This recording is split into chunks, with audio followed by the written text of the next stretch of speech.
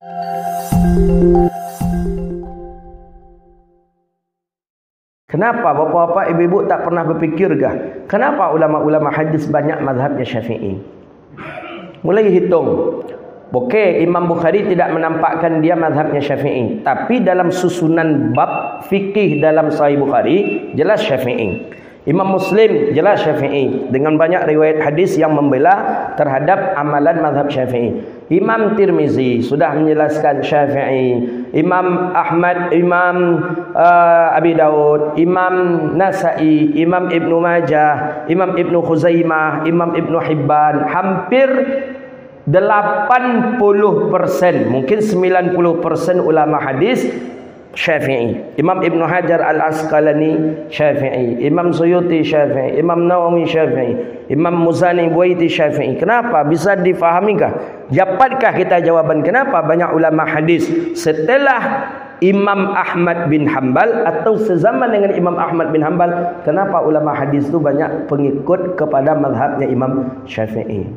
Dapatkah kita jawabannya? Karena Imam Syafi'i menggunakan dua metode, dan metode itulah pada masa Imam Syafi'i yang sangat-sangat dibutuhkan. Mana metode? Imam mazhab pertama kali namanya Imam Abi Hanifah bin Nu'man, Imam Hanafi. Imam Hanafi ini dikenal dengan mazhab ahlar ra'yi. Mazhabnya orang-orang yang pintar akal. Ra'yi itu akal, pendapat-pendapat itu banyak dengan akal. Kenapa? Karena memang masa itu orang main dalil akal. Hidup ketika itu orang-orang Mu'tazilah jaya, orang-orang Mu'tazilah, Qadariyah, Jabariyah. Itu orang-orang yang dia memainkan akal. Maka hadirlah Imam Ahmad, Imam Abi Hanifah bin Nu'man yang disebut dengan mazhab ahli ra'yi. Bukan berarti tak memakai ayat Al-Quran dan hadis, pakai, tapi lebih cenderung kepada ra'yi. Datang Imam Malik cenderung khusus kepada nasul hadis. Imam Malik memang mazhabul ahlul hadis itu Imam Malik yang memakai dalil-dalil hadis itu Imam Malik. Lahir Imam Syafi'i, dikombinasikanlah oleh Imam Syafi'i, diambil cara metodenya Imam Abi Hanifah memakai akal, diambil cara Imam Malik memakai hadis, digabungkan. Makanya kuat mazhabnya Imam Syafi'i. Jadi mazhab Syafi'i itu ya kuat hujahnya. Maka sehingga Imam Syafi'i, apa kata Imam Syafi'i? Jikalau seandainya berjumpa di mazhabku, apa kata Imam Syafi'i?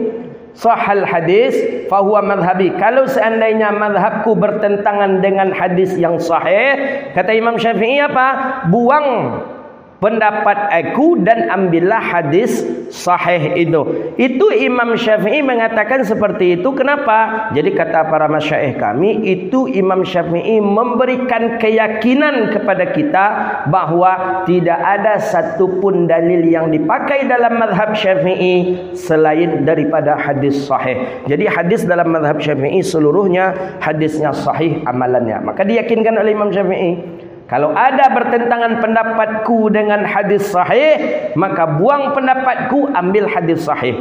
Secara tidak langsung Imam Syafi'i mengatakan apa? Kalau dapat deh kalian di pendapat aku nanti bertentangan dengan hadis.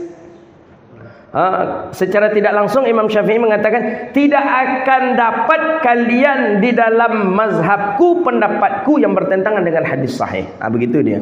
Kunutnya sahih, dengan membaca bismillahnya sahih, dengan zikir jaharnya sahih, begitu. Cuman banyak kita sekarang ni yang kadang percaya oleh tapi ragu gitu. Ya kadang ya beramal juga dengan punya orang, kadang beramal pula dengan punya kita. Makanya tidak ada sekarang yang ya kita dengar pesantren-pesantren hari ini sibuk dengan tahfizul Qur'annya, dengan hafalan Qur'annya. Hadis dikemanakan? Sedangkan Nabi mengatakan taraktu fikum amraini ma in tamassaktum bihima lan tadillu abada. Dua ni mesti sejalan, Quran iya, hadis iya. Jangan nanti hadis dihafal oleh orang-orang liberalis. Jangan nanti hadis dihafal dikuasai oleh orang-orang ateis, a'dais sunnah banyak hari ini. Kenapa? Karena kita sibuk dengan satu fan ilmu yaitu Quran saja. Jangan. Quran kalau tak dibarengi dengan hadis Nabi, tak berjumpa kita dengan hukum ahkam. Kenapa hukum ahkam itu berada di hadis Nabi sallallahu alaihi wasallam? Contoh saja, dalil tentang mengqasar salat dalam Al-Quran. Idza darabtum fil ardi fataqsirus salah. Bagaimana cara mengqasar salat? Adakah di Quran? Jamak takhir, jamak takdim, qasar, adakah? Enggak. Di mana adanya? Di hadis. Maka kalau kita bergelut dengan Quran saja, mengketepikan, menyampingkan hadis Nabi, maka nanti hukum-hukum Islam akan hilang. Hukum ahkam nanti tidak akan dikaji oleh orang lagi. Maka itu pentingnya hadis. Maka kita buat pondok itu bernama Darul Hadis. Kita akan menghidupkan. Ya, bukan berarti kita pun anti Quran. Enggak. Programnya di dalamnya ada tahfidzul Quran. Dan di dalamnya juga ada hadis. Maka Darul Hadis kita menginginkan bagaimana Al-Quran itu berjalan dengan hadis Nabi SAW. Wudu begitu juga. Batas-batasan wudu di hadis Nabi. Cara-cara daripada salat, bacaan-bacaannya itu Quran tak ada. Di hadis Nabi ada apa bacaan-bacaannya gitu.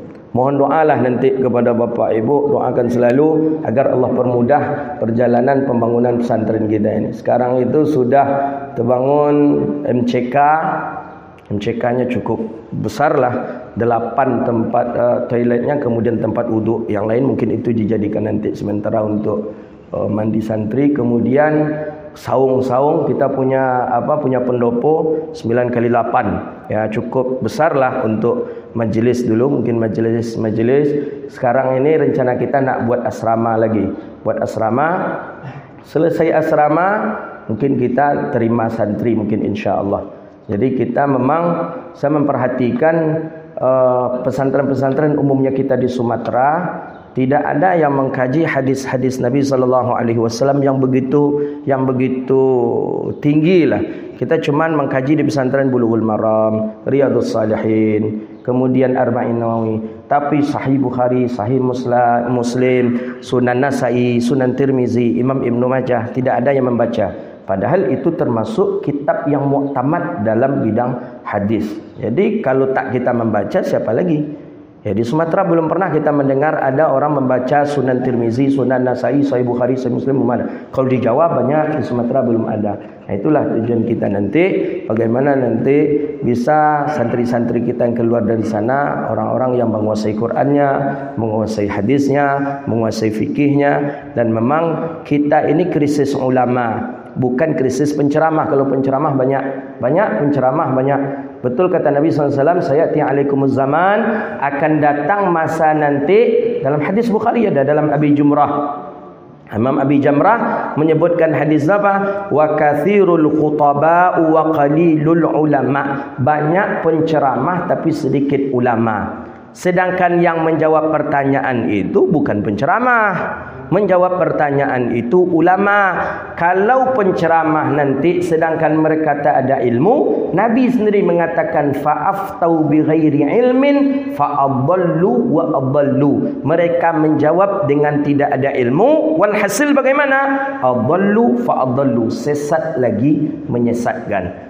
Begitu. Sekarang banyak penceramah banyak gitu. Tapi ulama untuk menjawab permasalahan umat, ya banyak ya Ustaz. Ya banyak, tapi pinang dalam kombuik aja. Apa dan terkadang itu disabuiknya. Tak berdasarkan kepada nasul hadis, kepada nasul fiqih, kepada Al-Quran. Taunya orang tu menjawab betul-betul dengan ilmu, dia nukilkan nama kitab, dia nukilkan nama ulama, dia nukilkan pendapat dari ulama. Tu baru orang tu ilmiah. Tapi kalau pendapat dia saja, kalam dia saja, itu tak ilmiah, itu berbuat-buat itu. Jadi pendapat Imam Atiyah Sakar, pendapat Syekh Yusuf Qardawi rahimahullah. Syekh Yusuf Qardawi baru saja meninggal dunia, orang alim, rajulun alim. Ya, walaupun memang ada kesalahan beliau dalam berfatwa, yaitu urusan beliau dengan Allah. Kalau saya melihat seperti itu. Ya, ketika Syekh Ramadan Al-Buti itu menantang beliau, ya Qardawi, jangan sekedar berbicara saja engkau di Qatar. Kalau memang engkau berani, datanglah ke Syria, ke Syam. Begitu kan? Karena memang ada fatwanya Syekh Yusuf Qardawi agak keliru. Kalau menurut masyayikh kami agak keliru tentang Syam itu. Ya, Syekh Yusuf Qardawi menganjurkan jihad ke Syam, ke Syria. Padahal di Syam Syria itu muslim saja. Yaitu menurut kita antara Syekh Ramadan Buti mempertanggungjawabkan dengan Allah. Tapi karya-karya beliau banyak, fikih zakat, fikih salah. Beliau ni orang alim. Memang Kalau boleh kita umpamakan Mujib Tahid, memang Masya Allah ilmu beliau. Saya pernah mendengarkan majlis beliau, duduk di majlis beliau waktu itu di Mesir. Beliaulah yang mengatakan hampir 80% umat Islam di dunia ini pengikut ahli sunnah wal jamaah, yaitu Abi Hasan Asy'ari dan Abi Mansur Al-Maturidi. 80%. 20% sisanya dibagi, sebagian Syiah, sebagian Wahabi, sebagian Mu'tazilah, sebagian apa. Tapi mayoritas penduduk muslim dunia, beliau mengatakan itu ahli sunnah wal jamaah, Abi Hasan Asy'ari, Abi Mansur Al-Maturidi. Jadi Wahabi, Syiah itu minoritas saja di dunia ini, sedikit mereka.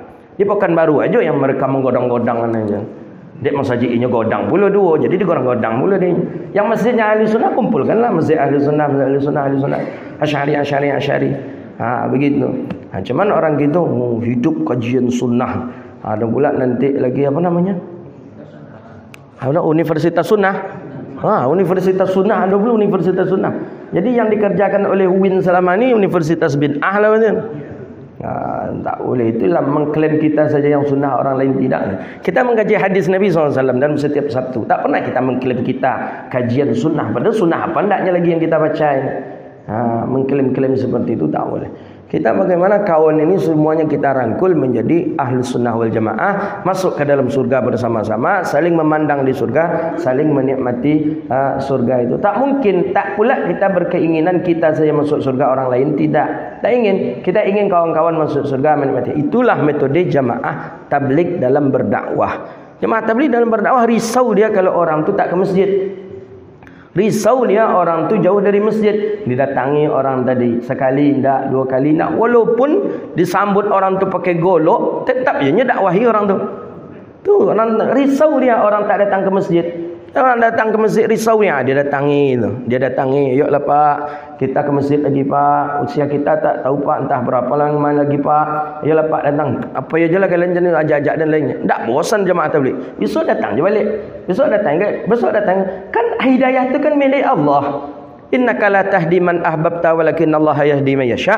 Tapi kita ajak, perlu kita sampaikan. Ya bukan berarti kita mengalah, enggak. Nah itu metode dakwah yang dilakukan oleh kawan-kawan kita jemaah tabligh. Kan memang dalam hadis itu kan jelas, kullu ummati yadkhulunal jannah. Seluruh kita masuk ke dalam surga Allah Subhanahu wa taala. Maka oleh karena itu kita perlu mendakwahi saudara kita, ajak dia untuk kebaikan. Oh, ini yang membawa kompor masak-masak di masjid tu Ustaz. Ya, itu kan masak itu kan perkara yang mubah itu. Ya kan tak di dalam masjid dia masak, kan di luar masjid juga dia masak. Tapi sekarang jarang juga jemaah tabligh yang bawa kompor lagi. Dulu istilahnya jemaah kompor itu. Sekarang jarang lagi. Ya karena beli atau sekarang sudah bisa pakai listrik. Itu yang menjemur pakaian itu sampai pakaian dalam dekat masjid itu kan oknum, dan itu pun dulu, sekarang tak ada lagi. Fitnah-fitnah itu sudah diperbaiki oleh jemaah tabligh. Sekarang Masya Allah luar biasa. Ingin tahu kita kerisauan kawan-kawan itu dalam dakwah, masuklah ke jemaah tabligh itu. Cuba kurut kat 3 hari aja. 3 hari saja. Berani tak kita datang ke rumah orang? Berani tak kita orang sedang mengopi, azan, awak tiba di tempat orang tu? Orang sedang minum kopi tu, orang azan, tiba gitu tu. Assalamualaikum, salam Pak, mohon maaf Pak, orang sedang azan Pak, habiskan kopi, ayo kita ke masjid Pak. Nak kok caranya? Tak ada lah, tak ada orang azan, tinggal kopi tu. Tak ada dakwahnya jemaah tabligh dengan keras itu, tak ada. Tak ada, langsung kalau saya langsung dihoban orang tadi, tak ada. Pak, orang sudah azan Pak, yuk kita salat ke masjid Pak. Sambil lewat aja tu, sambil ke masjid. Ba'da asar nanti ada jaulah istilahnya. Nanti ba'da maghrib macam tu juga, ada bayan di masjid, ada yang jaulah, beberapa orang mendatangi, menjemput orang-orang yang di pinggir jalan dijemput. Di mana salahnya jemaah tabligh? Cuba tanya ke Wahabi itu, jemaah tabligh sesat kata Salafi. Di mana letak sesatnya itu, di mana? Terbalik katanya. Apa katanya kata Datuk nanti Bang Kinang tu, terbalik katanya kan? Jemaah terbaliknya mana boleh? Kalau tak ada pergerakan jemaah tabligh, kita justru risau yang mengisi masjid ini siapa? Karena hidayah dia yang memberikan masukan-masukan. Nampak orang, yuk Pak, jemaah Pak. Itulah. Cuba kalau ingin tahu kerisauannya seperti apa, cubalah 3 hari saja jadilah. Mampukah kita 3 hari? Kalau je ustaz, amunya saya jadi kita buat besok 3 hari. Sama-sama kita. Jadi nampaknya kalau tak seperti itu, kalau di masjid ini, kalau di mimbar ni berapa lah? Ada 300, 400, 500 macam itu saja mendengar. Yang di luar sana, yang masih lolok gini, nanti dia duduk. Jadi mereka butuh dakwah. Mereka jarang ke masjid, jarang. Jadi mereka butuh dakwah. Cara mendakwah ini kita datangi. Gitu. Ada yang disambut dengan batu, ada yang diludahi, ada yang ditampar. Ini biasa saja. Biasa saja. Memang pas seperti cara metode dakwahnya Rasulullah sallallahu alaihi wasallam. Jadi para masyaikh, jadi amalan-amalan jemaah tabligh, cara metode dakwah jemaah tabligh itu cara metode dakwahnya guru-guru kita dulu. Dulu seperti itu, didatangi, hatta sampai sekarang pun seperti itu. Cuma di jemaah tabligh itu banyak orang awam ustaz. Iya, tapi mesti harus ada juga orang alim. Ya orang alimnya kitalah yang sudah mengaji ini amalkan ketika di jemaah tabligh. Amalkanlah ketika khurud itu. Jemaah tabligh banyak orang-orang alim juga di dalamnya. Itu termasuk pengarang kitab Aujazul Masalik. Itu daripada Abi Ishaq Kandahlawi. Itu muhaddis. Belum lagi muhaddis besar Syekh daripada Ilyas Kandahlawi. Ini orang-orang Kandahlawiyin ini. Orang-orang yang Masya Allah Tabarakallah yang sibuk dengan hadis. Ilmu hadis kalau di dunia untuk hari ini yang paling disegani dan atau yang paling banyak daripada para hufaz, orang-orang yang mutqin dalam bidang hadis itu India. India itu lebih terkenal dengan ketinggian sanad dalam bidang hadis. Dalam bidang hadis itu India. Maka Syekh rahimahullahu taala Abu Yafahmi Zamzami itu ada An-Nadawi karena pernah mengaji di India. Ya Mesir ada, kemudian Makkah ada. Seperti Syekh Zakaria Kandahlawi, Ishaq Kandahlawi itu pernah ke Mesir mengaji hadis di Mesir. Ya, memang di Mesir, Makkah, tapi untuk saat ini di India banyak. Di India biasa orang baca Kutubus Sittah, Sahih Bukhari, Sahih Muslim, Nasa'i, Tirmizi, Ibnu Majah, Abi Dawud itu dibaca. Dibaca ulang-ulang, khatam ulang-ulang. Begitu dia.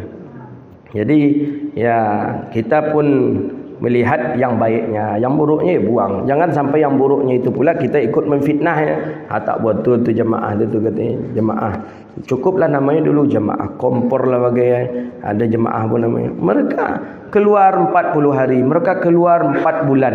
Kadang ya berjalan kaki, yang ada istilahnya berjalan kaki, keluar berjalan kaki. Itu kalau kita bahas dengan kita pakaikan ke badan kita, tak sanggup kita. Tak sanggup kita. Kita kalau bisa lebih dokek berjalan lagi hendaknya. Pakai juga kendaraan, pakai daripada mobil motor.